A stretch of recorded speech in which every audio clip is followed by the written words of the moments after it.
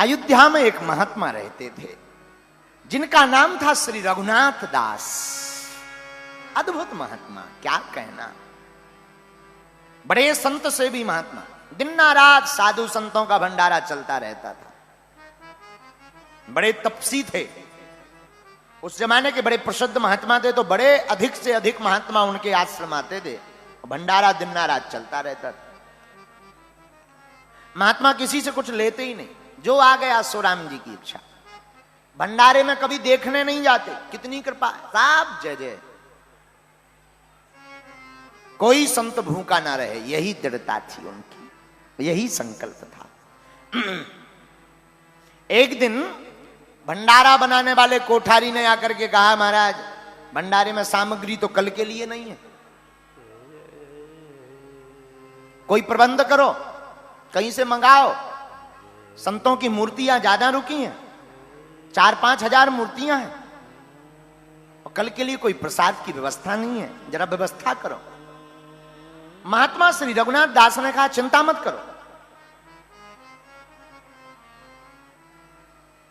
भगवान व्यवस्था करेंगे। ठाकुर जी श्री सीताराम जी व्यवस्था करेंगे, वो अपने आप कृपा करेंगे, चिंता मत करो। अब महात्मा कोठारी तो चले गए, गुरु जी की जो आज्ञा, लेकिन श्री रघुनाथ दास जी की आंखों में आंसू आ गए। हे रघुनाथ, हे कनक भवन सरकार, और तो सब ठीक है, कल भोजन के लिए व्यवस्था नहीं है, अन्न नहीं है, सामग्री नहीं है, साधुओं की मूर्ति आ जाएगी, कहीं ऐसा ना हो कि महात्मा भूखे चले जाएं तो हमारी नाक कट जाए। शाम हो गई, भोजन त्याग दिया कि अब जब तक व्यवस्था नहीं बन जाती है, रघुनाथ जी कोई कृपा नहीं कर देते हैं कनक भवन सरकार, तब तक हम अन्न ग्रहण ही नहीं करेंगे। हाथ में माला ली और माला लेकर के मंदिर में, अपने आश्रम में जो रघुनाथ जी जहां राम जी विराजमान थे, वहीं जाकर के बैठ गए। कभी रघुनाथ जी के चरणों की तरफ देखें, कभी मुख की तरफ देखें, कभी मां की तरफ देखें, और हाथ से माला जपें, आंखों में बार बार नीर भरावे, बार बार आह्लादित हृदय हो जावे, बार बार रोवे और रघुनाथ जी से कहवे, तुम बिन कौन हमारे, अब कौन है तुम्हारे बिना। हमने सुना सरकार आपने अनेकों की लाज बचाई, द्रौपदी की लाज बचाई, आज अब हमारी लाज बचा लो। नाथ, लाज हमारी नहीं, लाज बचाने की बात तो आपकी है।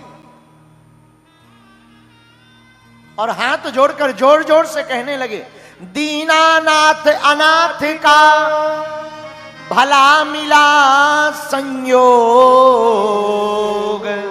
हे गोविंद, हे रघुनाथ जी, दीनानाथ अनाथ का भला मिला संयोग, यदि अब तारोगे नहीं तो हंसी करेंगे लोग। अब अगर लाज नहीं बचाओगे तो लोग हंसी करेंगे। कल संतों का भंडारे की व्यवस्था नहीं है, सामग्री नहीं है, आप कृपा करना। बैठे बैठे मध्य रात्रि हो गई। रात्रि की मध्य रात्रि जैसी पहुंची, आंखों में आंसू एकदम, नींद बिल्कुल नहीं, बार बार रोए जा रहे रघुनाथ जी की तरफ देख करके। लेकिन तब तक देखा सामने 3-4 बैलगाड़ी चली आ रही हैं, उस पर एक सुंदर सा राजकुमार बैठा हुआ, बगल में कोई दुल्हन बैठी हुई है। सामग्री लेकर के आश्रम के अंदर वो गाड़ी आकर के ठहर गई। तो पूछा कि कौन है, तो उस राजकुमार ने जवाब दिया, महाराज मैं यहीं अयोध्या में रहता हूं, राजघराने कनक भवन से आया हूं, राजा का बालक हूं। और जो राजा हैं कनक भवन के, टीकमगढ़ नरेश, उन्होंने आपके लिए कुछ सामग्री भेंट भेजी, संतों के भंडारे की। वाणी से लग तो रहा था कि सरकार है, लेकिन राजा ने जरूर भेजी होगी, भगवान की ही तो लीला है। अच्छा रख दो। बगल में एक दुल्हन को देखा, ये कौन है? सरकार ये हमारी धर्मपत्नी। आहा, बहुत अच्छा।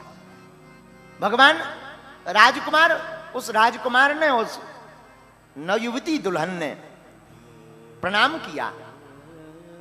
प्रणाम करके कहा कि सरकार, हम दोनों का विवाह अभी अभी कुछ दिन पहले हुआ है, आप आशीर्वाद दो कि हमारा गृहस्थ जीवन मंगलमय रहे। अच्छा अच्छा, ठीक है ठीक है ठीक है, आशीर्वाद। राम जी चले गए। सामग्री को देखकर महात्मा आनंद में भर गए। चलो भगवान की कृपा हो गई, राजा ने सामग्री पहुंचा दी, सुबह की व्यवस्था बढ़िया हो गई। अब तो बढ़िया रहा, सुबह भंडारा बनकर के संतों को पब गया, अपार संपत्ति आ गई। अब तो कोई कमी नहीं संतों की, न संतों के भंडारे की। तो महात्मा कनक भवन दर्शन करने गए कि हम राजा को धन्यवाद दे आए कि उन्होंने सामान भेज दिया, तो संतों का भंडारा हो गया। जब कनक भवन गए तो पूछा कि यहां कोई राजकुमार राजा का आए थे क्या कल? तो वहां के जो मैनेजर थे उन्होंने कहा कि यहां तो कोई राजकुमार नहीं आया। तो बोले राजा कहां है? बोले वो तो अपनी रियासत में है। तो बोले राजा आए क्या? बोले राजा भी नहीं आए। तो बोले क्या राजा के कोई नव अभी शादी आदि हुई क्या राजा के घर में? बोले उनके यहां तो कई सालों से शादी नहीं हुई। अब तो आंखों में आंसू आ गए और कनक भवन सरकार सामने विराजमान थे। समझ गए कोई और नहीं, हमारे रघुनाथ जी ही राजा का राजकुमार बनकर के हमारी लाज बचाने आए। आहा, चरणों में लौट गए। धन्य है आप, आपने हमारी लाज बचाने के लिए कितनी लीलाएं नहीं की। ऐसे हमारे सरकार हैं जो हमारे ठाकुर जी की शरण में आता है। पागलों, हम आपको बताना चाहते कि हमारे गोविंद, हमारे ठाकुर जी संसार के सब नियम तोड़कर अपने भक्त की लाज बचाने आ जाते हैं। लेकिन जो इनकी शरण में आता उन्हीं पर कृपा होती।